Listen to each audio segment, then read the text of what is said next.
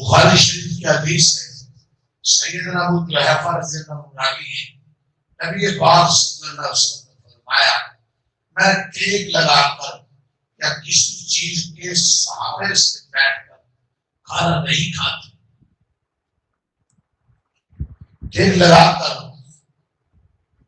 چبیدار ضرور کسی چیز کا سہارا لے کر کھانے کے لیے بیٹھنا متکبرانہ طریقہ۔ حدیث پاک کا مطلب یہی ہے کہ میں متکبرین کی طرح تکیہ وغیرہ لگا کر کھانا نہیں کھاتا اور اس کو پسند نہیں کرتا۔ اللہ کا بندہ ہوں، کھانا بھی اس طرح کھاتا ہوں جس طرح بندہ کو کھانا چاہیے۔ حضور پاک مسلم ویان اور انسان کے حوالے سے عائشہ صدیقہ رضی اللہ عنہا کی روایت سے رسول اللہ صلی اللہ علیہ وسلم کی حدیث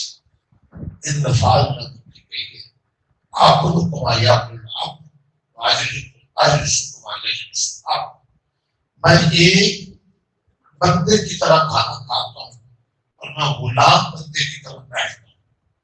کھانا کس طرح کھاتا ہوں؟ کھانے کی طرف جھک کر طلب سے۔ اللہ تعالیٰ یہ دیکھے کہ میرا بندہ اپنی محتاجگی ظاہر کرتا ہے، چل پھر کر کھڑے ہو کر یا پیچھے ٹیک لگا کر، ایسے ٹیک لگا کر بیٹھنے کی اجازت ہے، خصوصاً کوئی عذر بھی ہو، خوشبو دودھ تکیہ تمہیں کوئی پیش کرے تو واپس نہ کرو۔ آسان اور ہلکی چیزیں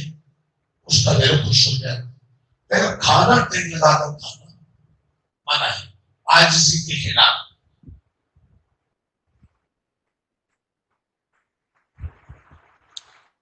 بہت سی حدیثوں میں یہ مضمون ہے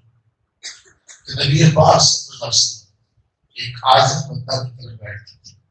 کچھ تبدیلی کی طرح نہیں بیٹھتے تھے، اور یہی آپ کو جو بندہ کھانے کے وقت